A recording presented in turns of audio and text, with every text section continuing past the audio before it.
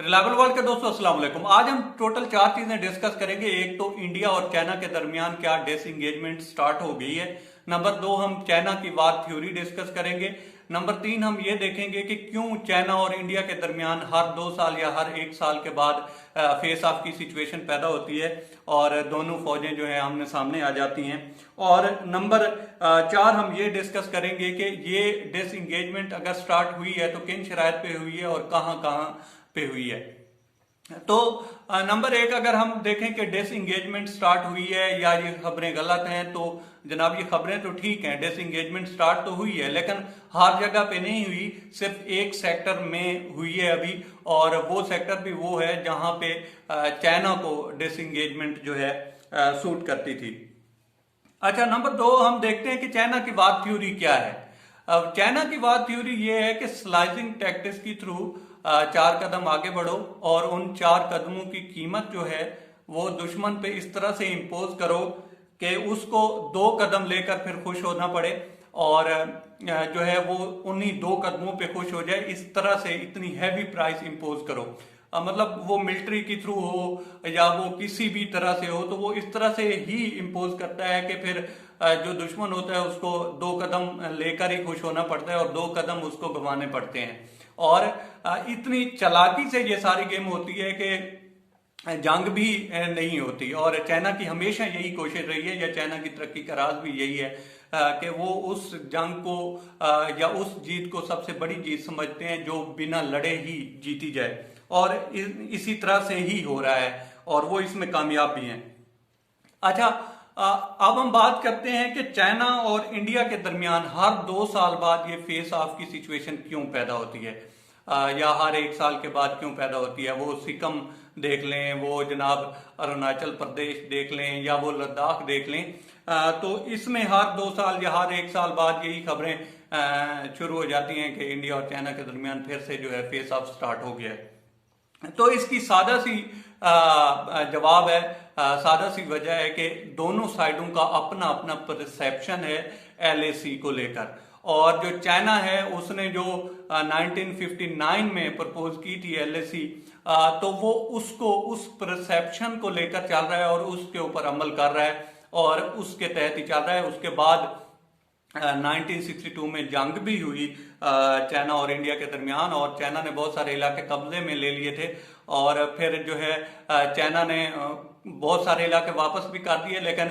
उसमें एक्साइचन उसने वापस नहीं किया था, जिसकी बाज़ अक्सर आप सुन रहे होते हैं कि अमित शाह बढ़ के मार रहे होते हैं कि हम ये वापस लेंगे और हम इस तरह से करेंगे और एक्साइचन भी हमारा है, तो ये अक्सर आप सुन रहे होते हैं। तो वो 1962 में इनको गंवाना पड़ा था। अच्छा, इसके बाद जो है डिसएंगेजमेंट कहां पे हुई है, तो ये पेंगोंग सो का जो एरिया है उस साइड पे शुरू हुई है।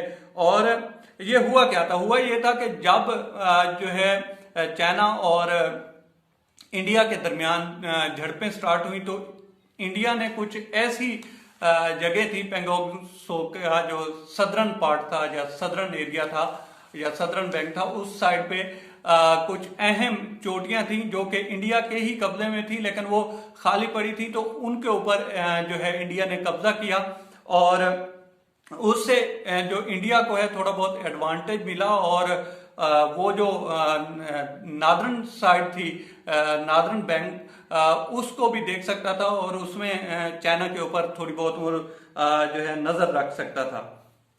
तो चाइना ने इस डिसएंगेजमेंट में यही एक फुर्ती दिखाई है और चालाकी दिखाई है, या कह लें कि एक गेम की है कि उसने जो है अपनी जो डिसएंगेजमेंट स्टार्ट की है वो सदर्न साइड से ही की है। इस गेम का अंदाजा आप इस बात से भी लगा सकते हैं कि उसने सदर्न साइड से ही डिसएंगेजमेंट जो है स्टार्ट की है। और अगर आप फिंगर एरिया देखें तो जो इंडियन क्लेम है वो ये है कि फिंगर 8 तक जो है हमारी साइड है और हम पेट्रोलिंग करते थे और ये हमारा इलाका है, लेकिन चाइना जो था वो फिंगर 4 तक आ गया था और इंडिया को फिंगर 3 से आगे नहीं जाने दे रहा था। तो अब ये हुआ है कि जो फिंगर 3 है और फिंगर 4 है, इसके दरमियान जो भी इलाका है वो सारा जो है बफर जोन करार पाया है। और इंडिया के लिए ये शर्त रखी गई है कि इंडिया जो है फिंगर 3 से आगे नहीं जाएगा। उस बफर जोन में भी जो है चाइना पेट्रोलिंग कर सकता है, चाइना की आर्मी या पीएलए आ सकती है, लेकिन इंडिया नहीं जा सकता। तो उसकी ये पूरा जो मुआहदा है या डिसएंगेजमेंट का प्रोसेस है, तो उसमें चाइना की फुर्ती और चाइना की जो आप विक्ट्री कह लें या चालाकी कह लें, तो उसका अंदाजा आप यहां से लगा सकते हैं। अब जो है और इसी चीज को जो ये पॉइंट है कि जनाब हमने क्या पाया, हमने तो खोया ही खोया है सारा कुछ, क्योंकि जो फिंगर 3 से फिंगर 8 तक का एरिया है वो बफर जोन करार पाया गया है। और यही बात अजय शुक्ला और एचएस पनाग कह रहे हैं कि हमारी जो टेरिटरी थी उसी को ही बफर जोन करार दे दिया गया है और हम आगे नहीं जा सकते। तो ये सारा कुछ जो हुआ है एक विन विन सिचुएशन तो दी गई है, बजाय तो लग रहा है कि विन विन सिचुएशन दी गई है दोनों साइडों को। और साफ जाहिर है जब मामलात होते हैं 10 से ज्यादा बातचीत के दौर हुए और उसके बाद ये सारा कुछ हुआ है, तो इसमें विन विन सिचुएशन बजाहिर तो लगती है, लेकिन चाइना जो है उसका जो बाकी एरिया है वहां से जाने का फिलहाल तो कोई इरादा नहीं लगता। और ये सारा जो डिसएंगेजमेंट का प्रोसेस चल रहा है या शुरू हुआ है वो उस साइड से हुआ है जहां पे जो है चाइना को जो है सूट करता था। तो ये थी पूरी सिचुएशन।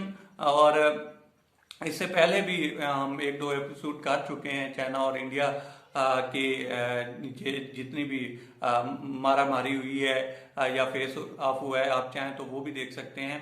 और ये सारी सिचुएशन थी। अब तक इतना ही दोस्तों, हमारे चैनल को सब्सक्राइब करें और बेल बटन प्रेस करें।